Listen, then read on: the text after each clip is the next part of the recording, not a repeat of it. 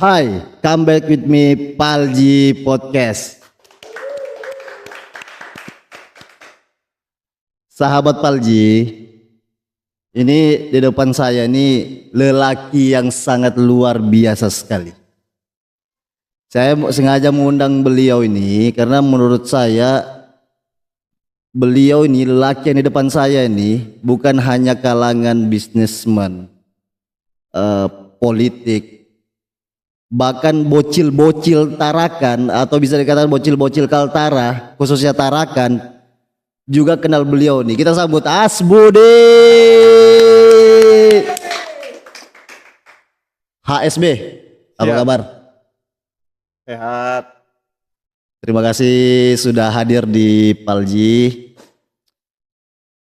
Semoga bincang-bincang kita ini bisa termotivasi buat sahabat-sahabat Palji, bisa juga menepis sedikit banyaknya pertanyaan-pertanyaan netizen.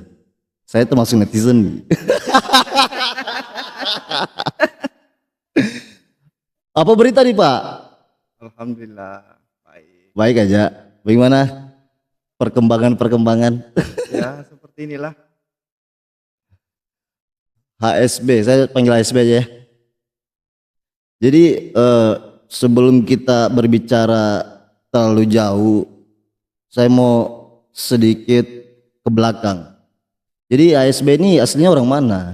Kalau saya kan lahir di Tarakan ya. Oke. Saya lahir di Tarakan, hanya orang tua merantau ke Tarakan dari Sulawesi. Kalau orang tua asli Sopeng. Sopeng. Dua-duanya Sopeng?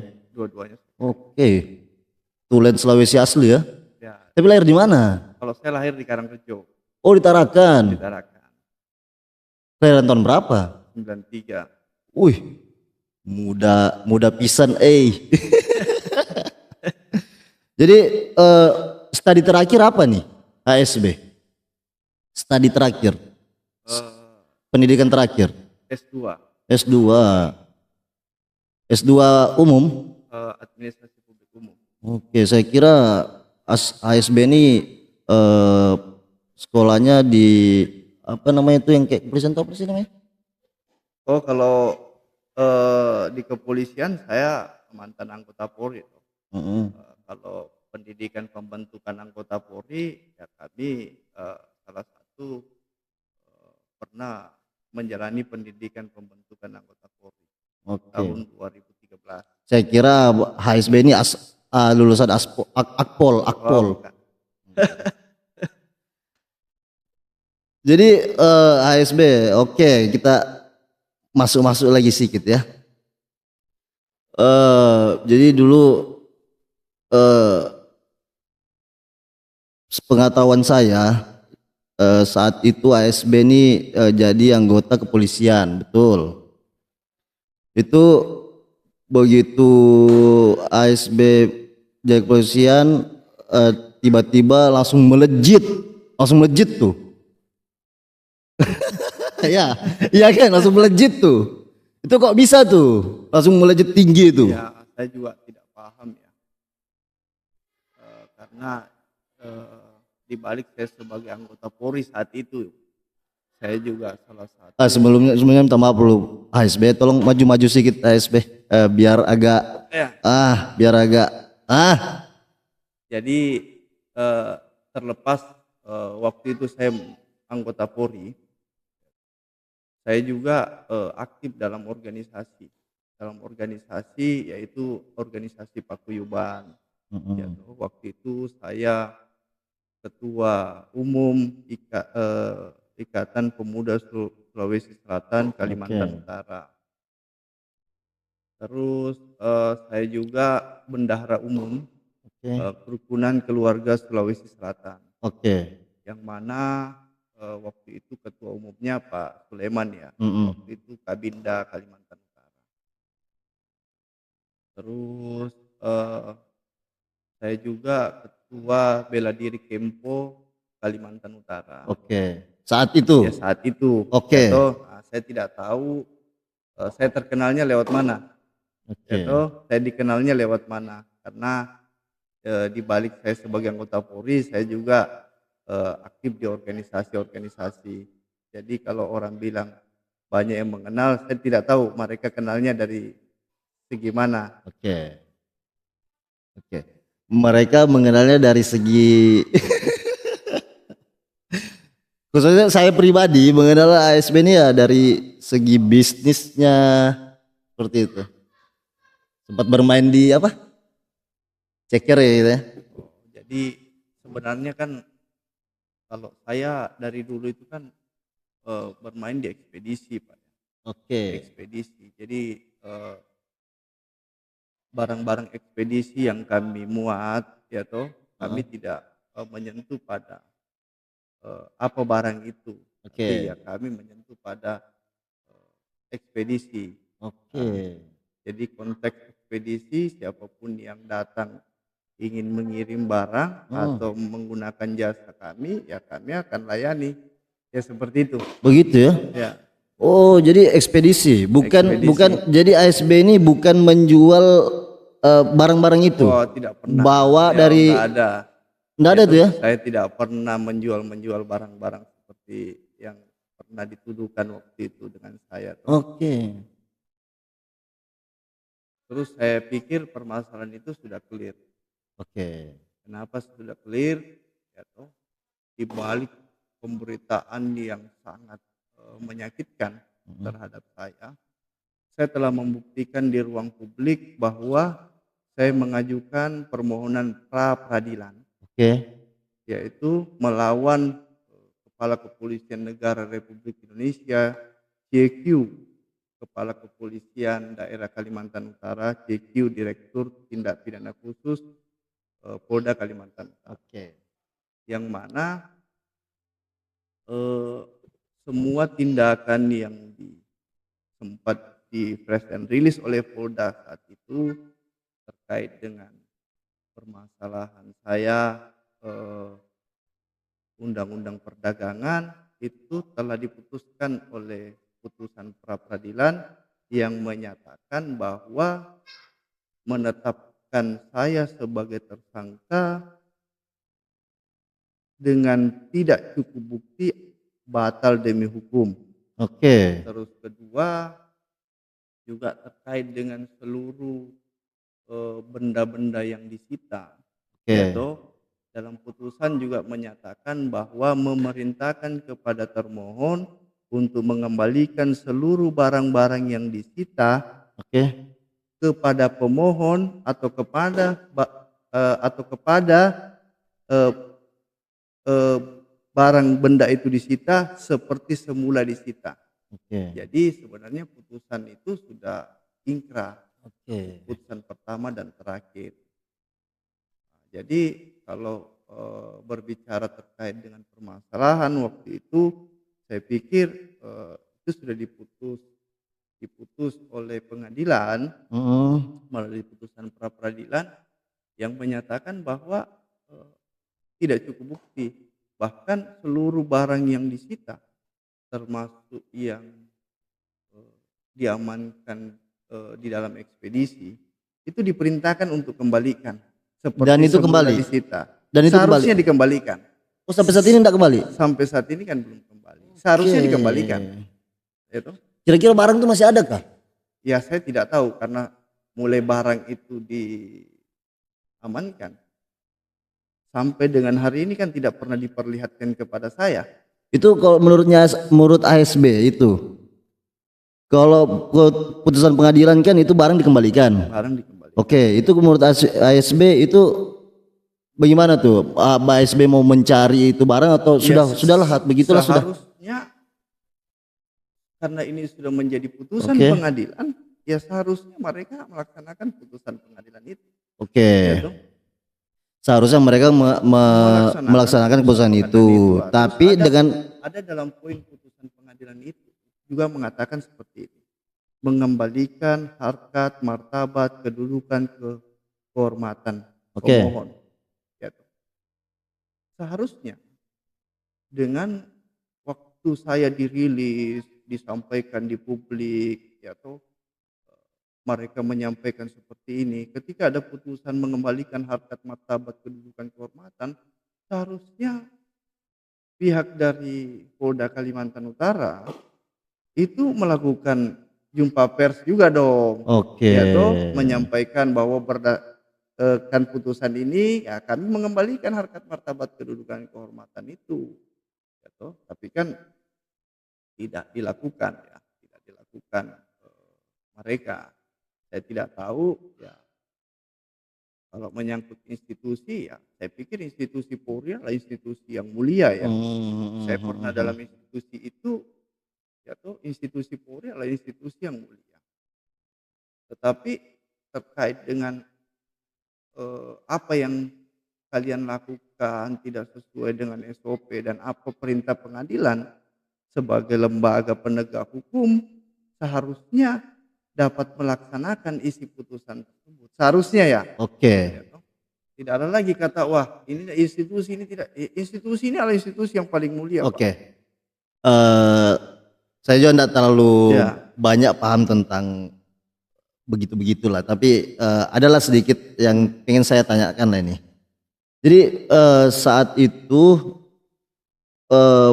begitu itu terangkat, siapa kira-kira orang yang menurut HSB di situ yang terkait lah? Ya, saya tidak mau mengatakan siapa ya, karena kan kalau saya katakan ini kan saya harus bisa membuktikan. Oke. Ya toh. Sedangkan selama saya tidak bisa buktikan kan berarti kan saya tidak boleh ucapkan. Oke. Jadi saya mau cerita juga terkait prosedur ya. Oke. Prosedur penangkapan apa semua. Saya ditangkap waktu itu tanggal 4 Mei 2022. 22. Lokasinya di Bandara Juanda Tarakan. Betul. Ya toh. Saya juga merasa penangkapan itu adalah penangkapan yang di luar prosedur. Kenapa saya dibilang luar prosedur? Saya ditangkap itu di lantai 2 Bandara Juanda. Itu hari H+3 hari raya Idul Fitri. H+3. Karena hari raya pertama dan hari raya kedua saya melaksanakan open house di rumah. Terus hari raya ketiga karena kami orang Sulawesi, ya toh Harus pulang kampung lah ya, harus pulang lihat-lihat kampung. ya toh. Dan Iya, memang iya. itu rutinitas Betul, kami setiap tahun. Toh. betul. Mungkin warga-warga perantau juga yang ada di Tarakan ini mungkin kalau menjelang hari raya atau setelah hari raya mungkin juga melaksanakan hal yang sama. Pulang kampung. Pulang kampung. Toh. Saat itu. Terus saat itu Asbudi sudah tahu bahwa akan ada seperti itu? Oh saya tidak tahu. Nggak tahu ya? Jadi saya berangkat ke bandara naik lantai 2.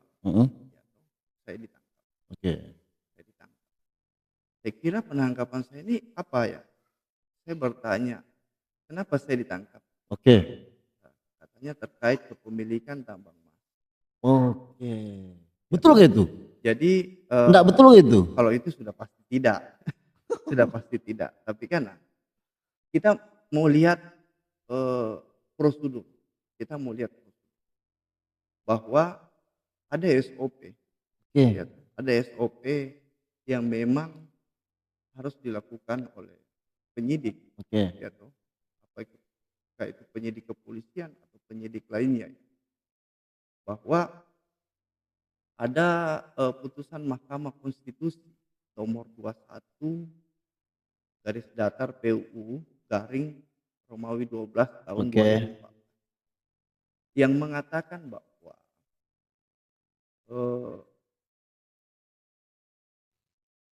sebelum menetapkan orang sebagai tersangka wajib didahului oleh pemeriksaan calon tersangka.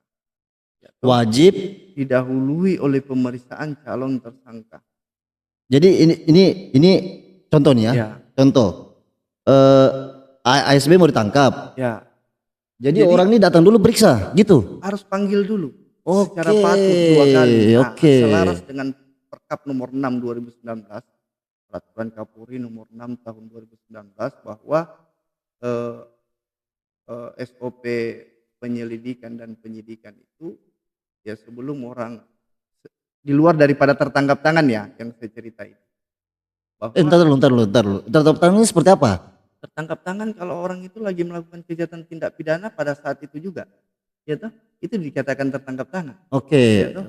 oke. Contoh kalian Main judi lah ya? main judi ya, main judi, ya toh, Itu langsung tangkap melakukan tangan. penggeledahan, kedapatan pada saat itu namanya tertangkap tangan. Ya, lanjut. Tapi kalau hasil pengembangan itu kan harus diperiksa, harus dipanggil dulu secara patut 2 kali. Ya toh, panggil dulu. Terus yang kasusnya ASB ini tangkap apa nih maksudnya nih? Iya kan katanya pengembangan ya. Pengembangan. Oke. Tapi tidak pernah saya dipanggil secara patut 2 kali. Saya tidak pernah diperiksa sebagai calon tersangka. Padahal putusan Mahkamah Konstitusi nomor 21 garis datar PUU garing Romawi 12 2014 itu menyatakan bahwa di luar 2 alat bukti dalam menetapkan orang sebagai tersangka, di luar daripada 2 alat bukti sesuai dengan 184 KUHP wajib diperiksa sebagai calon tersangka. Ya toh? Nah, ini putusan Mahkamah Konstitusi ini final. Maka setiap tindakan penyidik untuk melakukan pemeriksaan ya wajib menetapkan orang sebagai tersangka, ya wajib orang lu panggil dulu sebagai saksi atau calon tersangka 2 kali. Jadi harusnya HS yang ini nih yang tersangka ini yang mau ditangkap ini harusnya dia disurati dulu begitu. Dipanggil dulu, Pak. Dipanggil dulu. Disurati dulu baru dipanggil Sekarang gitu. kalau begini, saya kedapatan melakukan kejahatan tindak pidana. Saya bilang, Mas ini yang punya. Tiba-tiba lu ditangkap, kan tidak boleh kan begitu. Jangan sampai saya mengatakan sesuatu ngarang-ngarang, atau saya bilang begini deh, saya anak buahnya Jokowi deh, gitu. Lu berani tanggap enggak? Kan ya.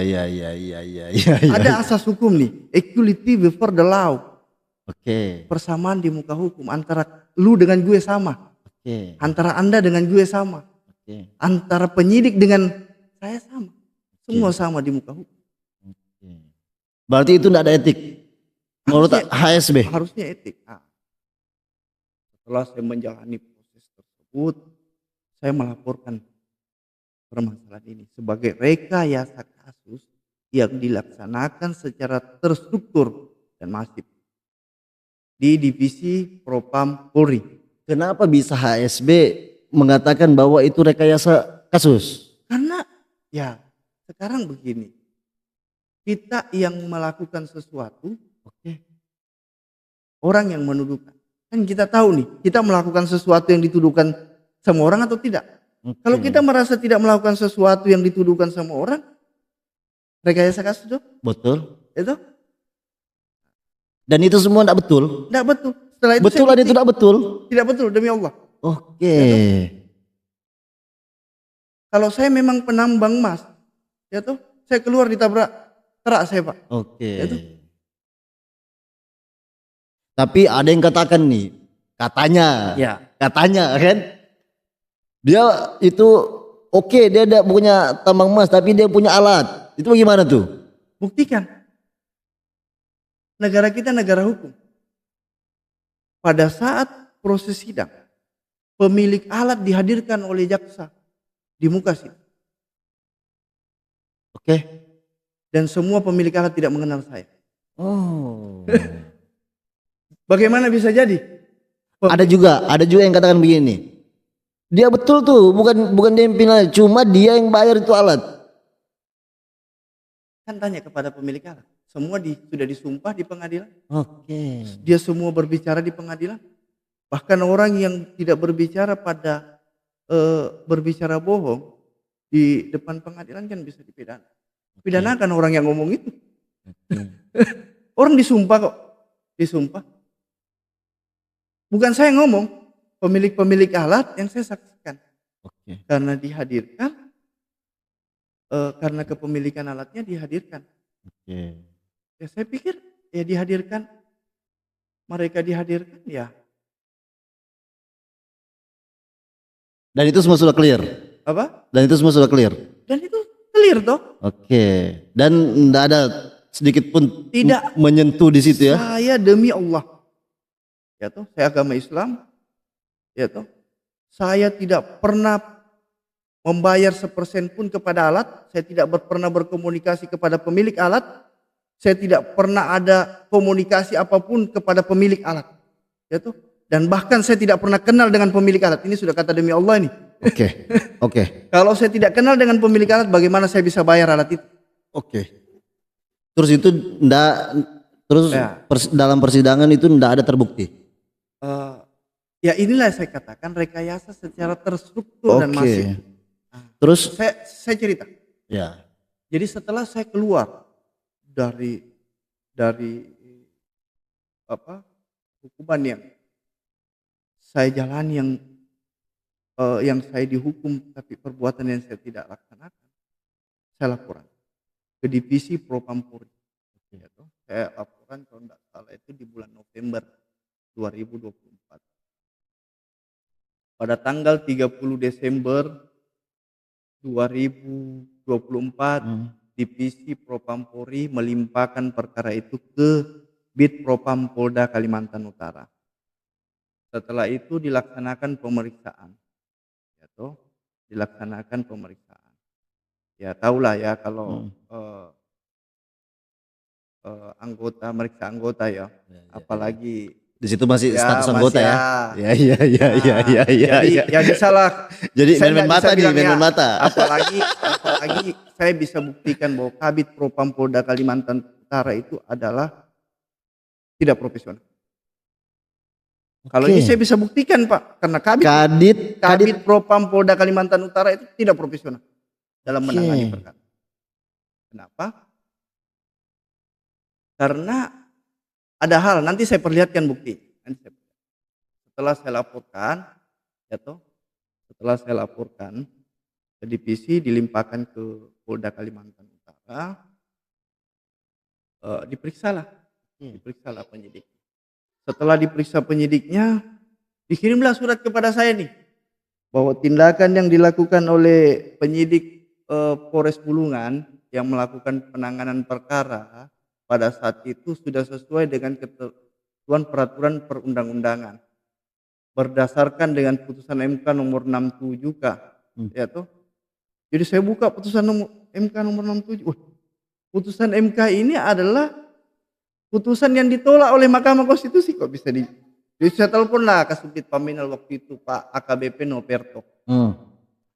Saya bilang karena di dalam SP3D itu dicantumkan nomornya, apabila ada hal-hal yang ingin disampaikan dapat menghubungi lapor lah ya AKBP Noperto.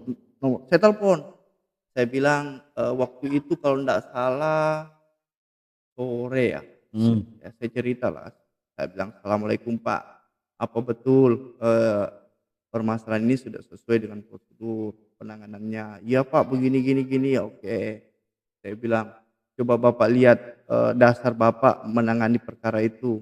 Itu kok menggunakan putusan MK yang ditolak oleh Mahkamah Konstitusi, ya toh. Dia bilangnya, wah saya ini kan hanya copy paste dengan wasidik nih ya. Dia bilang begitu? Dia bilang begitu. Saya bilang Pak, coba Bapak telaah sendiri, ya toh. Itu ada putusan MK nomor 21 PU Romawi 12 2024, ya toh. Terus Bapak lihat juga putusan MK yang Bapak jadikan dasar mengatakan ini sesuai prosedur. Ya, oke Pak Budi ya, kami pelajari ya, besok kami kabari ya. Akhirnya dia pelajari. Besoknya dia telepon saya. Dia sampaikan, Pak Budi, kami minta maaf, kami keliru. Kami keliru dalam menerapkan ini. Jadi karena ini sudah terlanjur kami kirimkan surat ke Pak Budi. Kalau bisa Pak Budi buat surat keberatan terkait SP3D itu, ya toh. Akhirnya saya mengajukanlah permohonan surat keberatan kepada Kabid Propam Polda Kalimantan. Jadi surat keberatan itu setelah itu sampai surat keberatan itu penyidik Kasubdit Paminal menghubungi saya bahwa kami akan laksanakan pemeriksaan kepada eh, pelapor karena saya belum pernah diperiksa nih, tapi bisanya mereka sudah mengatakan bahwa ini sudah sesuai prosedur, pelapornya belum diperiksa. Itu akhirnya saya diperiksa lah waktu itu di ruang unit Paminal Polres Tarakan. Waktu itu kalau enggak salah bulan puasa ya. Bulan puasa itu pemeriksaannya.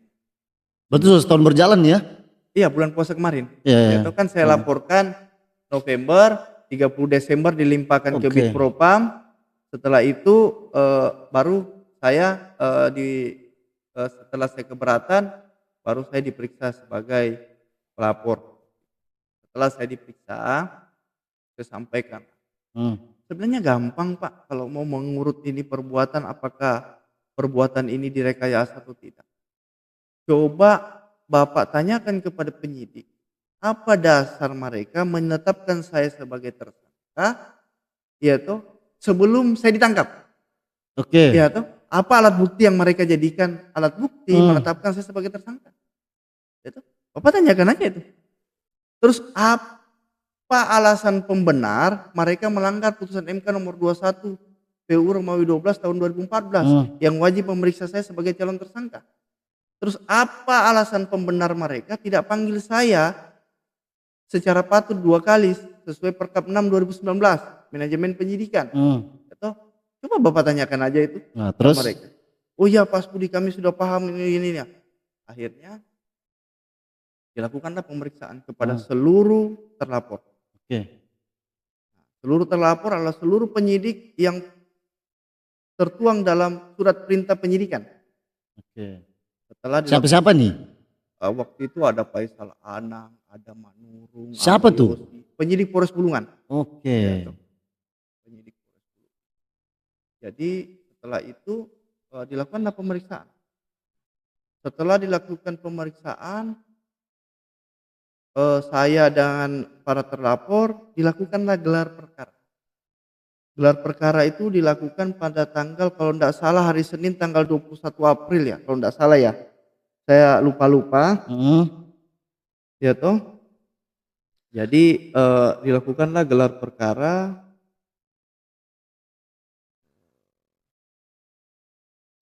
Terus biarlah itu. Terus.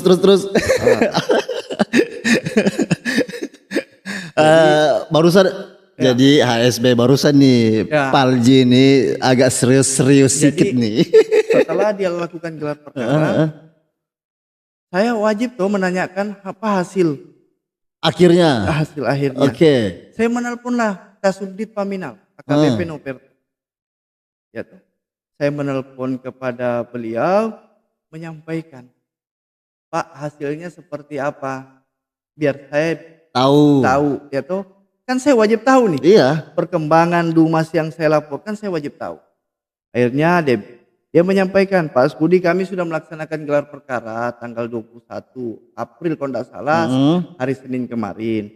Hasilnya sebagai berikut. Saya putarkan ya biar ya toh. Boleh. Ini siapa yang ngomong nih? Ini saya dengan Kasubdit Paminal. Teleponan ya.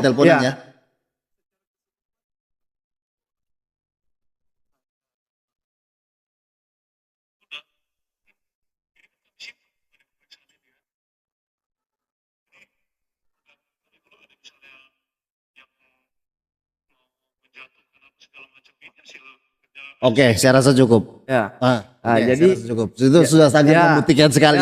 Jadi hasil pemeriksaan dan gelar perkara, penyidik yang menangani perkara saya itu menyampaikan bahwa menetapkan Hasbudi itu berdasarkan perintah tanpa alat bukti.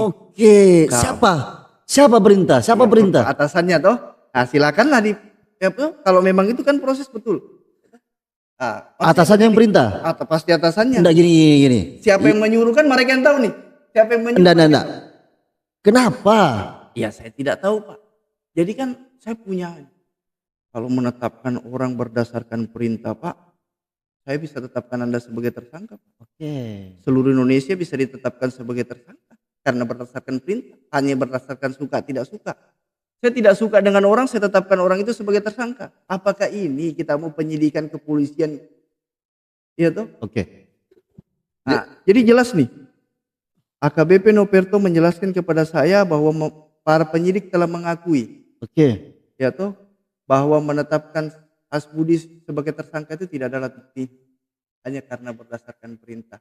Terus sudah jelas juga mereka melanggar putusan MK nomor 21 tidak memeriksa sebagai calon tersangka. Yang menjadi kewajiban penyidik harus melakukan itu. Oke. Atas perintah atasan. Perintah atasan. Silakan tanyakan. Silakan tanyakan ke Polda Kaltara. Silakan tanyakan ke Polda Kaltara siapa atasan yang dimaksud oleh penyidik itu yang memerintah. Oke. Melakukan rekayasa terhadap perkara. Nah, gini. Dan ini dilakukan secara terstruktur dan masif. Nah, yang ada di kepala aku nih sekarang nih. Kenapa ASB sampai begitu anunya sampai? Ya saya tidak tahu ya. Saya tidak. Apakah ASB yang pertama yang saya bilang tadi terlalu laju? Saya tidak mau menuduh dan saya tidak mau berpersepsi. Ya toh. Bola panasnya ada pada penyidik, bola panasnya ada pada propam. Oke, kita ntar lu ASB. Kita kembali lagi ke apa tadi awalnya itu tambang emas. Ya. Jadi saat itu sudah selesai nih. Ini ASB tidak bersalah apa semua. Terus tambang emasnya itu betulan ada kah? Maksudnya? Tambang emas yang di ya, kalau tambang emas di sana kan memang ada dari dulu. Ya toh. Aku pernah lihat juga tuh foto-fotonya tuh kalau nggak salah tuh. Kalau tambang emas kan dari dulu ada. Kalau polisi mau berantas saja sana. Terus itu sebenarnya punya siapa sih tambang emas tuh? Saya kan tidak bisa mengatakan ini punya siapa, ini punya siapa. Kan mereka punya penyidikan, tapi yang tidak boleh kan mereka rekayasa.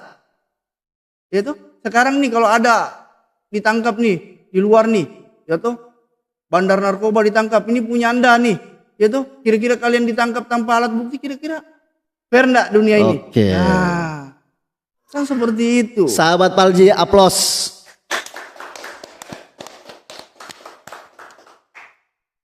HSB ini Kopi John ya HSB, ini salah satu sponsor kami. Boleh dicicip-cicipi dulu biar enak tenggorokan kita nih kan. HSB kira betul gitu ya saat itu tuh HSB mau mencalonkan sebagai wakil wali kota atau wali kota saat itu tuh, betul gak? Ya kalau waktu itu 2022 saya masih anggota Polri. Iya. Tidak punya hak dipilih dan tidak punya hak memilih.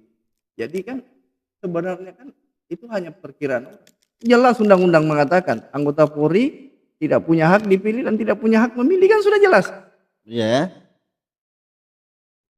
Tapi saat itu isu-isu di telinga kiri kanan kami anak milenial nih itu sudah tidak asing lagi. Orang boleh mengatakan sesuatu, tapi kan saya tidak pernah mengatakan sesuatu itu, ya kan? Itu yang jadi masalah. Tapi adakah politikus sempat memanggil ASB untuk? Ya kalau berteman ya mungkin saya akan berteman kepada siapapun. Jangankan manusia Pak, setan pun datang ke rumah saya kalau ingin berteman saya temani Pak. Ya toh? Kira-kira di kasus itu tuh adakah sangkut pautnya dengan politik? Saya tidak bisa memperkirakan. Tanyakan kepada yang memerintah merekayasa. Tanyakan kepada yang memerintah merekayasa. Karena mereka yang pegang kota hitamnya, black box-nya mereka yang pegang. Oke. Ya toh? Adakah yang desain?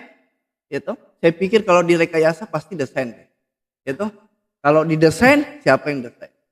Oke. Ya toh? Perintahkan. Nah, tapi permasalahan ini juga sudah saya laporkan kepada divisi propam. Oke. Di berita itu saat itu juga ya ASB. Saya juga melihat bukan cuma hanya di perkara tambang ilegal, tapi juga ada masuk di perkara barang-barang ceker begitu, itu bagaimana tuh? Jadi kan begini, ya toh, saya juga sampaikan di awal tadi bahwa saya ini kan penyedia ekspedisi. Dan saya pikir barang yang saya muat itu juga tidak menyalahi ketentuan. Kenapa saya tidak menyalahi ketentuan? bahwa kegiatan pengiriman barang kita dari Tarakan menuju Makassar itu, ya toh, memangnya menyalahi ketentuan. Kalau yang dikenakan saya di Undang-Undang Perdagangan barang dilarang impor, saya melakukan kegiatan impor atau tidak? Oke. Toh, Tarakan dan Makassar satu wilayah negara kesatuan Republik Indonesia. Betul. Tidak berbeda negara. Kegiatan impornya di mana? Ya. Ya toh, kan seharusnya begitu. Kedua, kan saya ini hanya penyedia ekspedisi. Pada poinnya. Yang ketiga, putusan pra peradilan menyatakan, ya toh, saya ini tidak terbukti. Penetapan tersangkanya saya tidak sah, ya toh. Terus yang perlu kalian pahami dalam putusan pra peradilan itu menyatakan tindakan penyidik Polda Kalimantan Utara melanggar HAM, tidak profesional dan bertindak sewenang-wenang. Apakah ini dibenarkan dalam undang-undang? Bahwa penyidik boleh melakukan kegiatan yaitu melanggar hak asasi pemohon, bertindak sewenang-wenang dan tidak profesional. Seharusnya sebagai aparat penegak hukum, yaitu sebagai penyelenggara negara di bidang hukum, harusnya semua tindakan yang dilakukan oleh penyidik harus sesuai dengan standar operasional prosedur, sesuai SOP, dan tidak melanggar ketentuan peraturan perundang-undangan, tidak melanggar hak asasi, yaitu tidak keluar daripada rel, bekerja profesional, yaitu. Tapi dalam putusan jelas mereka melanggar hak asasi pemohon, bertindak sewenang-wenang dan tidak profesional. Dan sampai saat ini ekspedisi itu masih jalan? Kan sudah nggak ada. Oke. Ya. Sudah nggak ada ya? Enggak. Jadi bisnis apa lagi nih ASB sekarang?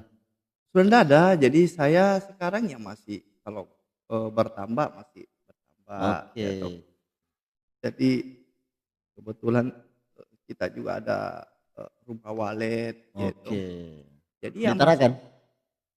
Di Kalimantan Utara ada totalnya 14 gedung. Wih, barulah harga walet sekarang begini nih. Jualnya di mana? Lagi murah juga. Jual di mana? Jualnya di Tarakan. Barang? Jualnya di Tarakan. Jadi coba-cobalah cari link luar. Mana tuh harga luar oke. Bisa lah kita jual-jual di situ kan. Jadi kalau saya pikir apa yang dituduhkan saya hari ini saya sudah jawab semua aja. Ya. Dengan apa yang saya laporkan hari ini diproses semua.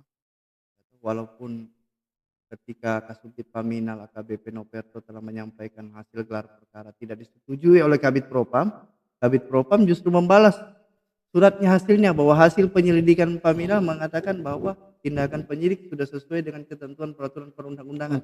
Berbanding terbalik. Berarti kan Kabid Propamnya ini ada main. Kalau saya lihat. Terus tanggapan ASB sudah dituduh begitu, bahkan sudah masuk dalam jeruji besi itu gimana ya, sampai perasaan? Hari ini saya tidak ikhlas lah. Sampai hari ini saya tidak ikhlas. Saya tidak ikhlas bukan saya tidak ikhlas menjalani semua apa yang saya sudah ikhlas menjalani apa yang sudah saya jalani sebagai ketentuan dan takdir Tuhan. Oke. Ya toh? Tapi orang yang telah melakukan kezaliman itu harus dibalas. Bukan harus kembali kepada mereka. Ya toh? Kalau kita sekarang kita cinta pada Polri. Kecintaan kita pada Polri tidak membiarkan hal ini terjadi lagi. Ya. Saya tidak mengatakan ini tidak akan mungkin mereka lakukan kembali kepada HSI. Tapi kalau ini dibiarkan, penyidik-penyidik melaksanakan perintah yang salah. Ya toh? Kalau ini dibiarkan, akan terjadi kepada HSB-HSB berikutnya. Pak. Betul. Ada korban-korban lagi, korban-korban penyidikan seperti ini, Pak. Ya toh? Maka saya mendorong kepada Polda Kalimantan Utara, kepada Bapak Kapolda dalam hal ini, yaitu anggota-anggota yang kiranya yaitu sudah jelas melanggar kode etik, tidak profesional dalam penyidikan, yaitu tolonglah diberi sanksi kode etik agar apa? Agar kedepannya tidak ada lagi peristiwa-peristiwa seperti ini. Jadi ini bukan untuk HSB sebenarnya. Betul. Untuk masyarakat ke depannya, bahwa Indonesia. tidak ada lagi HSP berikutnya, kan seperti itu. Aplaus. Jadi gini, saat itu kan kasus tuh, terus itu pencopot ASB kan saat itu kan menjadi anggota kepolisian. Diberhentikan secara tidak dengan hormat PTDH. Oke. Saya perlu sampaikan Pak kepada publik bahwa saya ini pecatan polisi. Saya diberhentikan dengan tidak hormat sebagai anggota Polri. Tapi perlu dipahami bahwa saya diberhentikan dengan dengan rekayasa kasus, dengan perbuatan yang saya tidak lakukan. Saya kasih lihat buktinya tadi toh. Putusan pra peradilan saya menang. Terkait dengan masalah tambang emas, bahwa penyidiknya telah mengakui bahwa diperintah merekayasa atau menetapkan saya sebagai tersangka tanpa alat bukti, yaitu atau melanggar SOP penyidikan. Sudah tahu? Kalau awalnya salah, yaitu berikutnya pasti salah. Jadi menurut ASB, ASB terima kan dengan pemerintahan pemecatan itu atau gimana? Saya bilang, saya menerima segala keputusan sebagai takdir Tuhan kepada saya. Ya toh? Tapi orang-orang yang melaksanakan kesewenang-wenangan, tidak profesional, ya toh, dan melakukan rekayasa kan wajib harus juga diproses sesuai dengan kode etik. Sudahlah, nasi sudah jadi bubur, ya toh. ASB ini kan pernah jadi di kepolisian. Jadi bagaimana menurut ASB yang masyarakat enggak tahu nih tentang kepolisian? Ya, kalau Polri hari ini sebenarnya Polri itu adalah institusi yang mulia. Polri itu adalah institusi yang mulia. Ya, kita juga harus percaya pada Polri. Ya. Tapi yang menjadi masalah hari ini, ya toh, sampai dengan Pak Presiden kemarin 2 hari yang lalu ya telah melantik tim reformasi Polri. Ya toh. Kan berarti kan ada terlalu banyak oknum di tubuh kepolisian ini yang kiranya bekerja tidak berdasarkan ketentuan peraturan perundang-undangan, makanya perlu direformasi nih. Nah, makanya saya lihat ada 10 orang yang dilantik presiden dalam hal memberikan masukan kepada presiden terkait dengan reformasi Polri. Atau sebenarnya institusi ini mulia Pak, hanya di dalamnya, yaitu oknum di dalamnya yang mungkin yaitu terlalu banyak. Kalau katanya Pak Kapolri waktu itu, katanya Pak Kapolri bahwa ikan busuk ada pada kepala, seharusnya kan yang perlu direformasi itu kepalanya. Yaitu ikan busuk ada pada kepalanya Pak. Itu ini kata Pak Kapolri yaitu ini bukan kata saya. Kalau kata kepala berarti kan pemimpinnya. Ini penjabaran saya. Semoga tidak salah ya. Terus kedua, mengkritik Polri adalah sahabat Kapolri, yaitu kritik adalah membangun. Yaitu, jadi kalau hari ini kita kritik kepada Polri, bukan kita tidak cinta kepada Polri, yaitu, tapi justru kita ingin ada perbaikan di tubuh kepolisian. Yaitu, kalau mengatakan orang juga bilang, wah Hasbudi itu tidak suci juga pada saat jadi polisi. Ya, saya katakan saya juga tidak suci Pak. Ya tuh, saya juga tidak suci. Apa yang ada di kepolisian semua saya tahu Pak. Saya ini pengusaha jadi polisi Pak. Tahu, ya tuh, harus melakukan sesuatu apa ingin jadi pengusaha itu. Nah, tapi kan kita ini hanya level prajurit Pak. Ya tuh. Terakhir pangkatnya apa? Pangkat Bribtu. Ya. Kita ini kan hanya level prajurit, gitu. Kalau kepalanya busuk ya prajuritnya busuk juga dong. Itu. Dan itu memang dari atas begitu, atau bagaimanakah? Ya, kalau mau berbicara seperti itu, ya kan Pak Kapolri sendiri yang bilang bahwa ikan busuk ada pada kepalanya. Kalau pemimpin, kalau kita ini sebagai pasukan, sebagai anggota, Kalau guru itu kencing berdiri, kita itu kencing berlari, Pak. Iya, iya, iya. Ya. Bagaimana kalau gurunya kencing berlari, gitu. Iya, iya, iya, Jadi iya. sebenarnya yang harus direformasi itu adalah kepala-kepalanya itu, yaitu dalam mengambil suatu keputusan, kebijakan, yaitu terus dalam hal memerintah ke anggota, perintahlah anggota sesuai dengan ketentuan peraturan perundang-undangan, yaitu. Oke. ASB, ini terakhir nih ASB juga buka media ya, Borneo TV itu ya. Apa alasan ASB buka media seperti itu? Kalau mungkin komunikasi dengan direktur ya, bahwa sebenarnya saya hanya ingin mendirikan suatu media Heeh. yang tegak lurus pada situasi dan kondisi. Asik. Membuka media yang berdiri tegak lurus pada situasi pada dan kondisi. situasi. Oke, Nah, oke. jadi kalau eh, ada media yang saya tidak menyampaikan ada media seperti ini seperti itu ya, karena kita sama-sama perusahaan media. Heeh. Maksudnya katakanlah A, kalau itu Oke. katakanlah B, ada oknum melakukan begini, kita sampaikan bahwa ada oknum melakukan begini. Jangan sampai kita dibungkam. Kita dibungkam. Hari ini kan banyak terjadi ya toh, pembungkaman. Saya bilang tegak lurus aja lah deh kalian. Ya toh. Oke.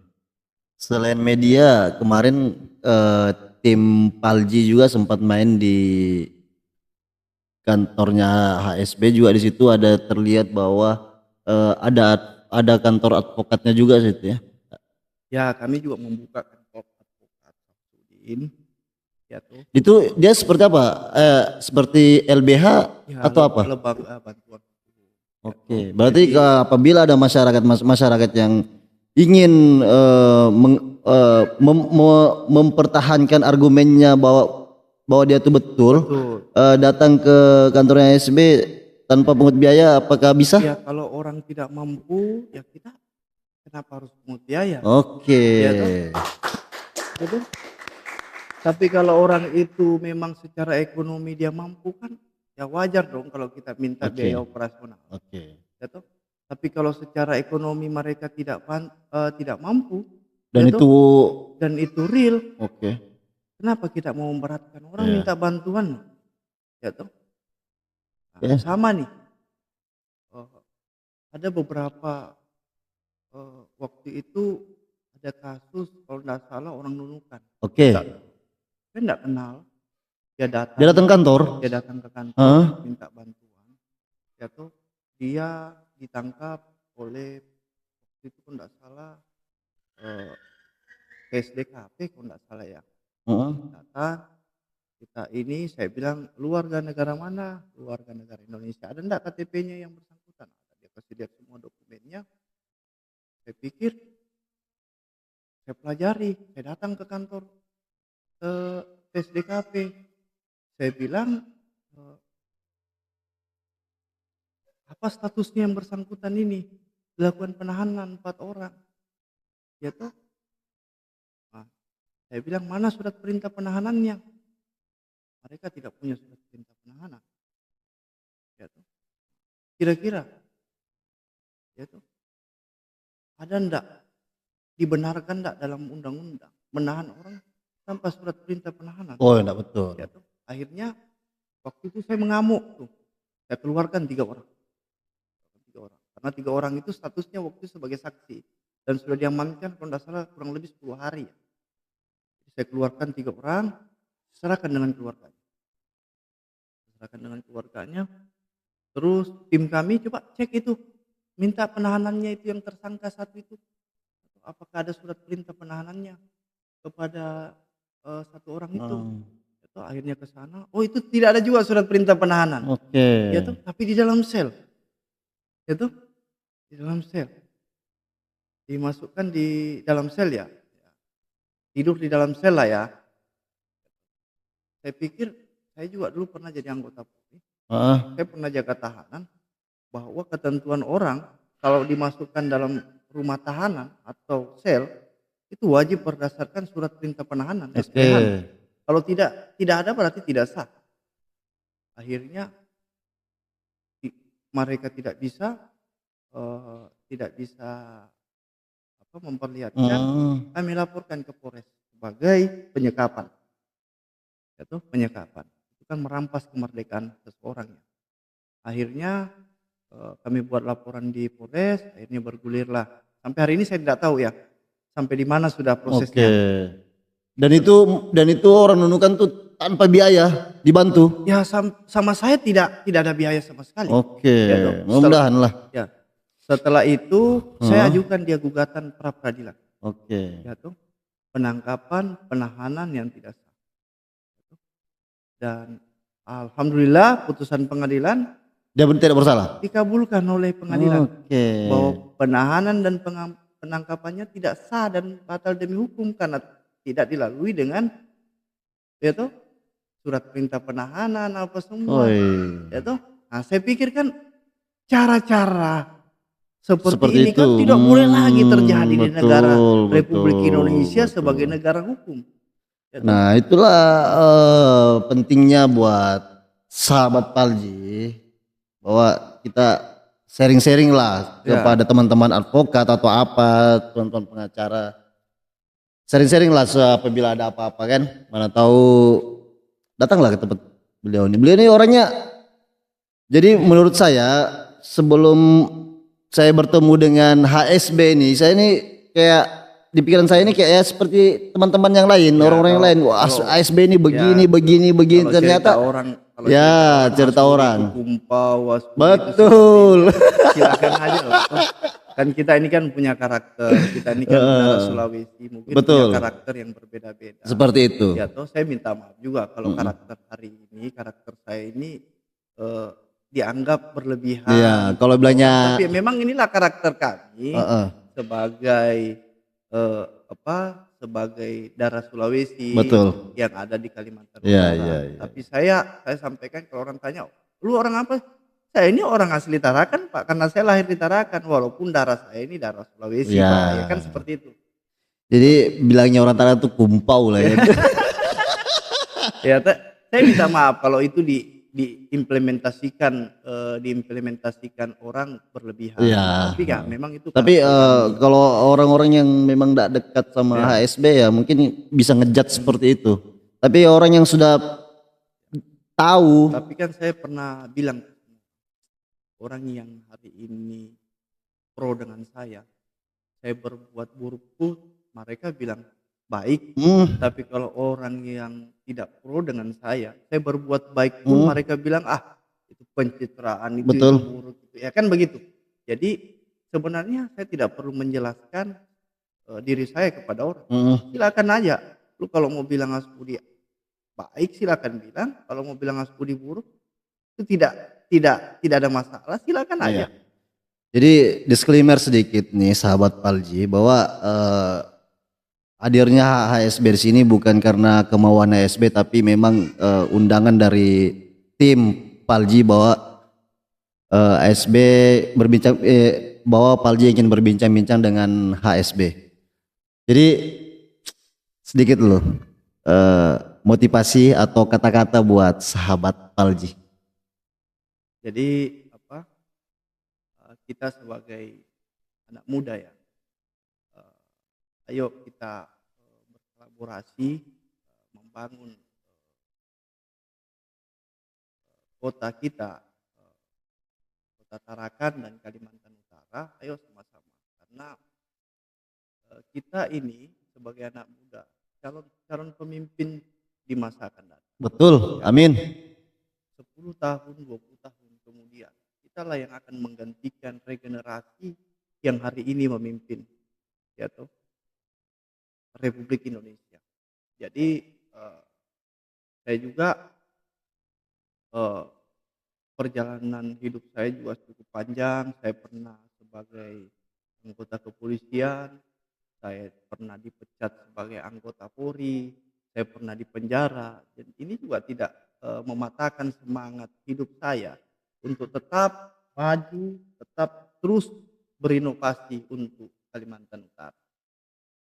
Terus kedua, saya juga perlu sampaikan bahwa kita perlu kritis. Sebagai anak muda kita wajib kritis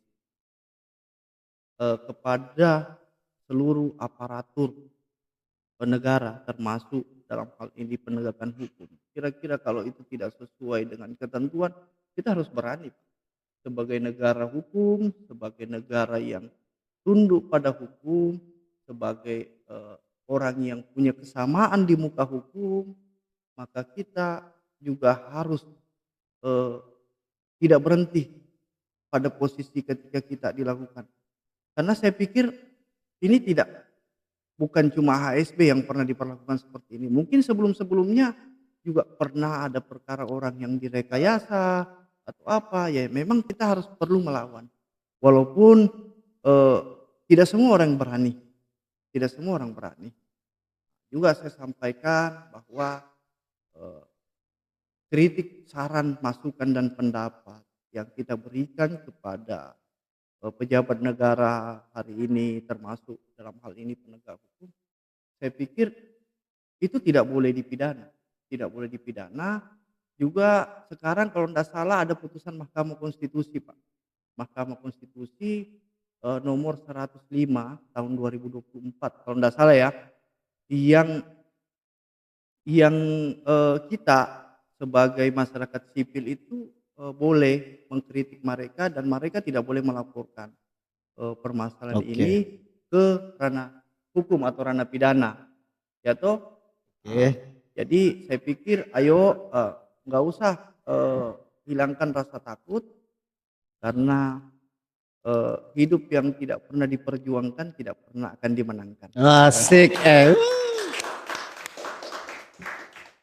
Hidup yang tidak pernah diperjuangkan tidak akan pernah dimenangkan. Hasbudi. Jadi bagaimana kedekatan HSB dengan pemerintahan Tarakan? Cukup dekat. Cukup dekat. Ya, syukurlah. Jadi artinya jadi saya akan berteman kepada siapapun. Ya, saya berteman kepada siapa. Orang yang mungkin hari ini bilang Mas Budi itu seperti ini, seperti itu. Yeah. Orang yang sudah mungkin menjustis saya itu seperti ini. Sebisanya kalau saya ketemu saya salamin, ya toh. Karena ya toh berteman itu tidak ada masalah, ya toh. Kalau dia mau berpersepsi baik atau buruk dengan kita, ya kembali kepada yang bersangkutan. Bagaimana kedekatan dengan gubernur? Apakah dekat? Oh, cukup baik. Cukup baik. Oke. Saya kira bincang-bincang kita cukup. Terakhir. HSB ini kan memang basicnya pembisnis nih. Coba kasihkan dulu sedikit buat minimal buat kru kami lah ini. Bisnis apa yang bagus ditarakan ya, nih? Bisnis itu kan tergantung kita membaca pasar. Ya, tuh. Mungkin di sekeliling kita ada hal-hal yang perlu kita lakukan sesuatu, kan tergantung kita. Jadi kita tidak mesti harus mengarahkan kita harus bisnis itu. Ya tergantung kita membaca pasar. Kita hidup di daerah ini, apa yang menjadi kebutuhan, yang menjadi hal-hal yang perlu kita yang dibutuhkan masyarakat, yang jadi peluang kita untuk bisa bekerja. Oke. Jadi dimanapun kita lihat pasar. Kalau pasar jual tomat, jual lah. Kalau pasar jual tomat, ya jual lah. Kau cabe kan gitu. Ya. Kalau orang di pasar banjir tomat, ya jangan lupa paksa jual tomat. Iya. Hancur juga. Hancur. Pasar itu lombok kurang ya. Lu baca peluang lah. Lu baca peluang. Kan kita dalam 1 tahun itu ini bulan sekian ini lombok nih mahal nih di Tarakan. Ya sebelum 3 bulan sebelumnya itu tanam lombok lah kalian. Ya tuh. Nah, agar pada saat momennya kalian dapat hasilnya. Oke, mungkin dari HSB ada pengen disampaikan kepada sahabat Palji. Cukup. Ya. Oke, terima kasih kru, terima kasih HSB. Kita ketemu di season atau episode selanjutnya. Ini sedikit nih, ada cenderamata dari Palji buat HSB telah hadir di Palji. Terima kasih. Dipajang ya, Oke. Pak HSB ya, biar biar menyala. Bilangnya tarakan menyala. Mungkin kru ada yang mau ditanyakan, mumpung beliau lagi ada di sini nih. Dadah, cukup. Oke, terima kasih kru, terima kasih HSB, terima kasih sahabat Palji. Kita ketemu di episode selanjutnya. See you next time. Bye bye.